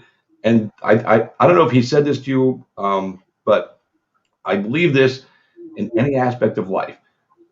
Whatever you try to force to happen, instead of letting it come to you organically, usually fucks up. If you try to fucking force a relationship with a girl, or vice versa, or a girl with a guy, anything you try to force to happen usually doesn't work out.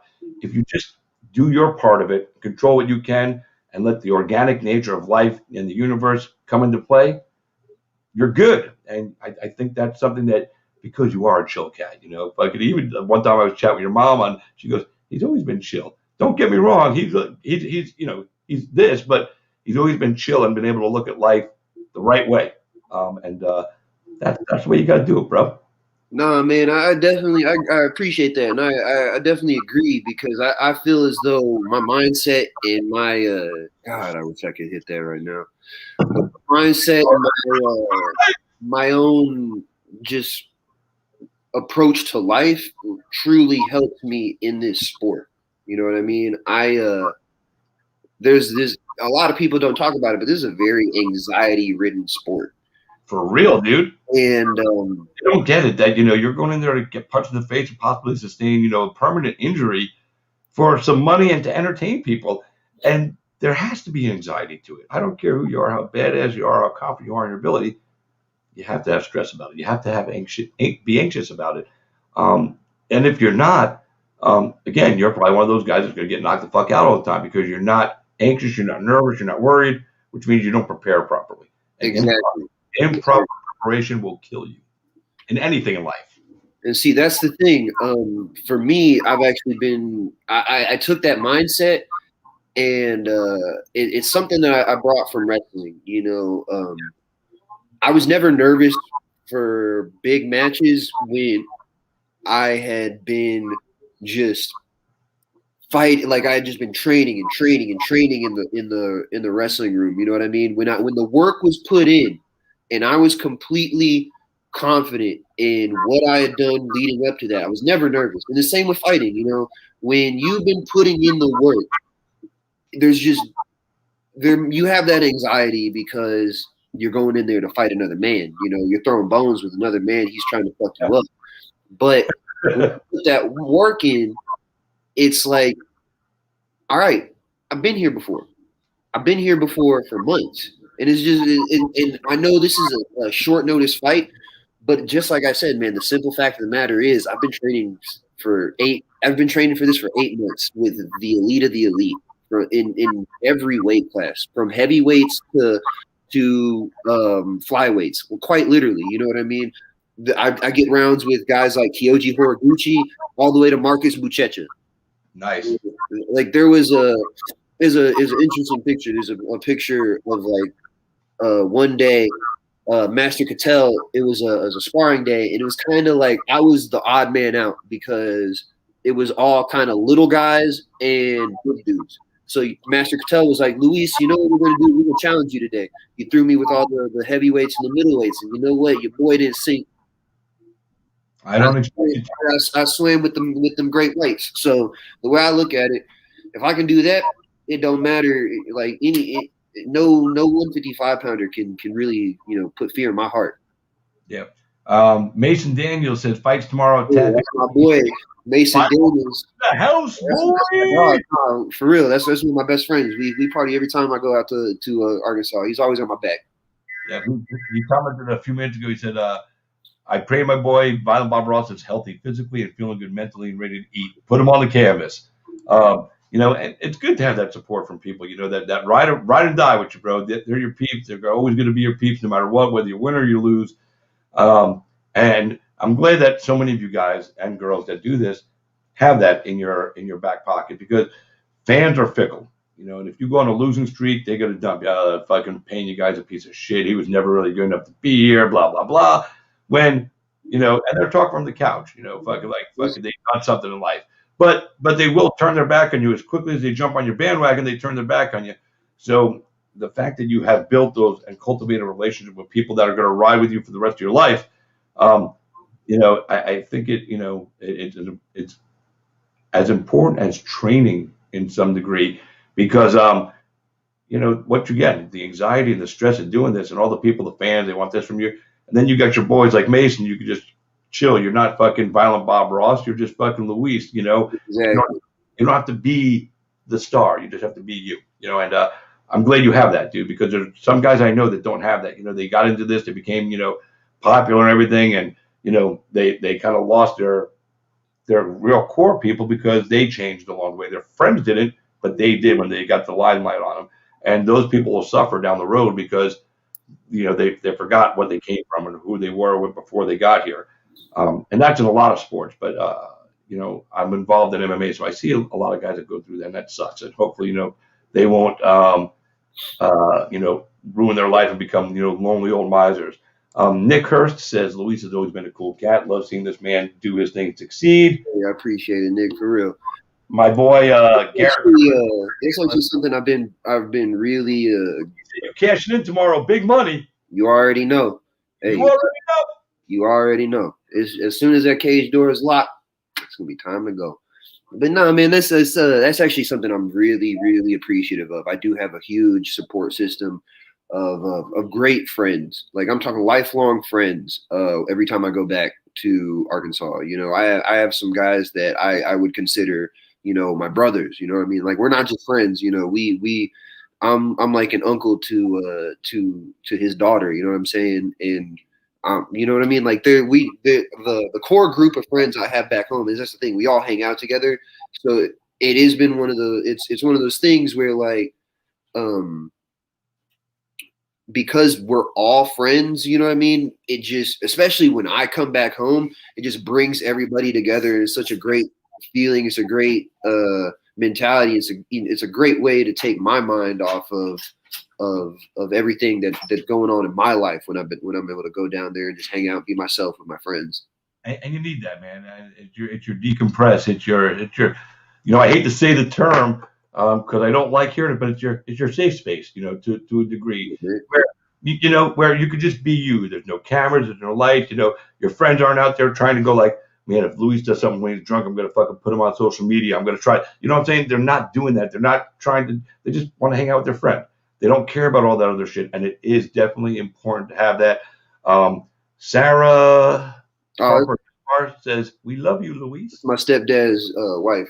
Thank you, Sarah. I love you too. They all pop up, man. They all pop up.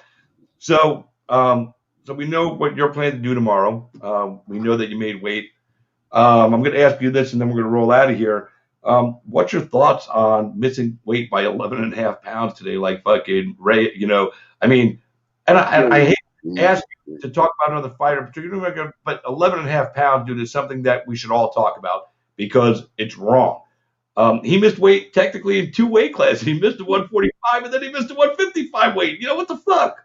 What's your thoughts on that kind of stuff? Man, like that's one of those things I just don't know how to wrap my head around because and then on 10 days you come in and make weight like a motherfucker. Oh, thank you. My question there is just, what the hell was he doing this whole week? Because I mean, I hate to talk about anybody, especially, behind, like, when they can't respond or when I haven't heard their side of things, but it's just like, dog, really? 100, like, dude, I can't understand how you could come in that heavy for like, to me, it seems like there wasn't even an attempt to get down there. You just realized the weight cut was going to be so hard. You were never going to make that. You're not going to make weight, that you just said, fuck it. But like I said, I have absolutely no idea what the situation was. So there could be like some extenuating medical circumstances. I don't know. So according to my boy Garrett Kerman, the fight analyst, he said that homie was cutting from 195 plus, and Colby Covington apparently even told him he needs to fight at 155. But regardless, it's inexcusable. If Really? you if you're at 195 and you sign the contract to 145, I don't think you do it's that. on you to make weight. I don't give a fuck. There's no excuse at that point. I said at the beginning of this show when I was talking about before you came on and before Derek came on, your job isn't to fight. Your job is to make weight, and then the fight is the bonus part. That's the reward for you making weight. Wait. I just realized that man just lost 40 plus pounds this week, if that's the case. Well, no, he didn't lose Or 40. not 40, but close to 40 pounds. He's the 40. Yeah, he came down to 40. If that's the case, if what Garrett is telling me is true, I heard that Jared Gordon walks at like 180 plus, and that's 185. And he's trying to cut down, and he missed weight today. I mean, there's 4 people that missed weight today, and I don't care if it's 0.5 or 11.5. They're both wrong. 11.5 is really wrong. It says there's something bad in that camp that happened, or you just didn't give a shit. You said, fuck it, I'll go in there and see what happens. But you got to know that you're not going to fight at 11.5 pounds over, because even if your opponent says yes, the commission's not going to let it go. You're legitimately 2 weight classes ahead. The commission will not approve that fight. So, I feel bad for his opponent, Sabatini, doesn't get the fight. I mean, I understand why you say that, but at the same time, I kind of see that as a blessing in disguise for Sabatini, because, I mean, I'm not saying he wouldn't have gotten picked up by the UFC, but he gets picked up by the UFC to take this short notice fight. You don't necessarily know, you don't have a camp, whatever. He might have been training, but now he's in the UFC, and he's next time. Exactly. So it's like I was talking to someone about that earlier. It's like it's kind of a blessing and a curse, because I'm sure he probably, like, I'm a fighter, he's a fighter, we're all in the same position. I'm sure he probably needed the money, and the money off of a payday like this would have been great, when you're in that kind of position. But I think for the longevity of his career, it's much more conducive for this to happen, especially with the way it happened, because I think it'll give Sabatini a little bit more shine the next time he comes, because people are going to be talking about, like, yo, he's the guy that stepped up to fight on like a couple days notice to fight a dude that missed on 11.5 pounds. Like, they're going to be people talking about that, I think this is a really good thing that happened. Yeah, no, and he took the fight short notice. He got his UFC contract, and that part's all great. But again, he needs to make his money. And I'm pretty sure right now the bottom line pay, I think, is like 12 now. So when you're walking the door, I think it's 12 and 12 is what they start you out at. Sometimes they boost you and give you a little more for taking a real late notice fight to keep a fight on the card. So, but let's just say he's making 12 and 12 in this fight, just as a bottom thing. Now he only makes 12. So he misses out on 12. Plus, he also misses out on the possibility of 50 grand of a fight bonus, that he's not even going to get to compete for. He'll get the standard, beginning Reebok money, because everybody gets, the thing based on the thing. So he made a little money, and I get the benefit that now he'll get a full camp and everything. But he showed up on short notice and made weight, like a professional is supposed to do, and he loses the opportunity to make that more money, and that's out of his control. So it sucks, and when it happens to any fighter, I feel bad. And trust me, I understand that, but I just, at the same time, it's like, let's say the fight, let's say he got down close enough to where the fight does happen. Then you're making your debut against a guy that's missed weight, that obviously has a size, advantage. There's going to have an obvious size advantage. I think this really worked out the best for Sabatini, especially if he gets paid his win bonus and his Reebok money. Because, I mean, think about it. Before a week ago, before they asked him to come and fight, he didn't think he was going to be making that. That's $12,000 coming out of nowhere. So I think that's a good come up for just having to cut weight. Absolutely. Getting signed to the UFC. To me, as much as don't get me wrong, if it was me, completely different situation. But as much for someone in his position, I think that was more of a blessing in disguise than it was a curse. Yeah, no, and I get that. And Derek Minner said the same thing when I asked him the question. So I understand that side, but like I said, man, you take the fighter. I'm pretty sure he's probably I know he probably want to go out there and fight, but I'm sure he's probably breathing a sigh of relief knowing that this dude is walking at 195 and had no intention of making weight like that. Like, because when I hear something like that, that tells me that dude probably never intended on actually making weight and was just going to try and get down to get as far down as he could. Right. And, it sucks. Like I said, we don't get to see 17 make his debut, but we'll see it, somewhere in the future because now he has that contract in hand and he'll be good. So, it is what it is, I guess. But, 11 and a half pounds, man, you got to, well, my boy Doug Rollins said, should there be a bigger penalty for missing weight by over 10 pounds? Yeah, his fight ain't happening, dude. This guy makes $0 now. Well, see, there's a part of me that wonders if he even has a contract. Well, he has. I mean, as of right now, it hasn't been announced that he doesn't have one, so he has a contract.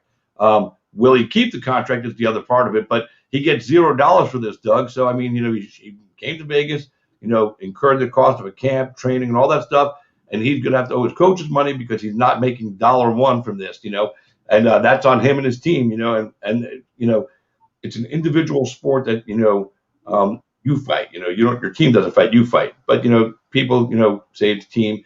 Your team puts in work behind the scenes, and they deserve to get their money too. So not only did he screw this kid Sabatini, but he also fucked over his own team. Management, everything that rely on him to produce money. So it's a bad look all the way around. I don't know how the UFC is going to handle it. 3 other fighters also missed weight, 2 of them by over 4 pounds, and 1 girl by 2 pounds. It's the first time I've seen this happen in a long time where 4 people on one card missed weight. It's definitely not the norm. But I guess life happens. You know what I'm saying? So you just, All I know is I was talking to Yana in the back. She's just glad she's getting extra 20% of this girl's money. So yeah, that's and I think Yana's going to lose that fight too. That girl, I like Caitlin. She's a good fighter, and Yana's a good fighter too. I just think Caitlin's going to bring a little more to her than she's going to be able to handle. But this is why they fight. This is what makes it interesting. Give me your pick on the main event, and then I'm going to let you get out of here. Curtis or Derek? Man, that's one I really can't pick because I like Curtis and I like Derek a lot.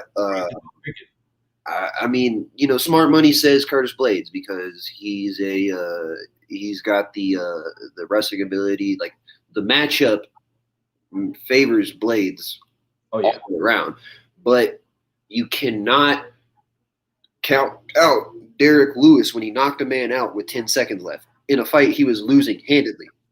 Yeah, it's definitely one of those fights that heavyweight fights are the ones that you really just can't. You can't because it doesn't matter because it only takes one heavyweight punch to land on one heavyweight face to end somebody's night.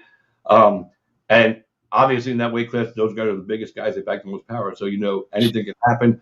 But yeah, no doubt about it. I think Curtis Blades is going to go out there and do exactly what he says he's going to do. He's going to put Derek Lewis down a bunch of times. He's going to ground and pound on him. And I think it ends the same way he did Alistair Overeem on top of and Chris, I actually got to get off here, man. I got to go grab some food. Douglas said his balls was hot. Derek Lewis, man. Listen, Luis, thank you so much for taking the time today, man. I'm glad you reached out to me. We were having that other conversation. Happy to see you back, dude. I'm happy to be back, man. I know this is where you want to be. I know this is where you belong. And now you get to go back to, having fun. The work is over now. The weight cut's done. You made weight. You did your job. Now you get to go out there and have a little fun and do all that stuff. What I've been putting, what I've been doing, what I've been working for these past couple months. So it's time to get ready. Time to put on a show for y'all. You know what I'm saying? So I'm just ready to go on out there and put on a show for you guys. It's gonna be. I'm telling you, don't miss my fight. If you want to miss any fight on the card, you can miss it, but don't miss my fight because I'm telling you, some shit is about to go down. It's about to go down. All right. Well, listen, man. You go enjoy. Go get yourself some grub. A lot of people out here sending you love from all over. You can go back and read the comments later. Again, just happy to see you back. Little Rock 501. You already know. I don't have it here, but I'm doing it in symbolically. And then I even got the old Arkansas. Oh, fucking right on. That's the love right there. Yeah, the boy is a dedicated Arkansan. You are, man. Well, listen, you go enjoy the rest of your night. Get some food, get some rest tonight, man. We'll be watching you tomorrow night, man. Good luck. God bless. And we'll talk again soon, brother. Peace. This is Violent Bob Ross signing off. I love that kid. Violent Bob Ross signing off. All right, boys and girls. Well, listen, I got to get out of here. We are running long. You know, we had a good time. Thanks to Derek Minner for jumping in when we had some open time, and appreciate him. He's fighting Charles Rosa tomorrow night. Luis Pena is fighting Ricardo Close tomorrow night, and that's it. Tune in tomorrow, man, for the fights. It's starting at 5 o'clock on ESPN Plus. The entire card is on ESPN Plus. Also tomorrow about 4 o'clock in the afternoon, I'm going to be talking with the leg lock monster himself, regional MMA legend, the man himself, Jonathan Ivey. He wants to move over to bare knuckle fighting, and we're going to take his fight to the masses, and we're going to get David Feldman hopefully involved and Nate Shook watching, and we'll see if we can help this guy get a fight. You know, he's done everything else in MMA. He wants to try another combat sport. Let's see if we can do it. But thanks again for everybody tuning in today and hanging out with me. I appreciate it. Thank you for allowing me to be a part of your lives today. I can truly never put into words what that means. Just know it's here and it's deep. Love you guys. But until next time, I am Christopher James, and you guys have been Cage Side. We'll see you next time. Toodaloo.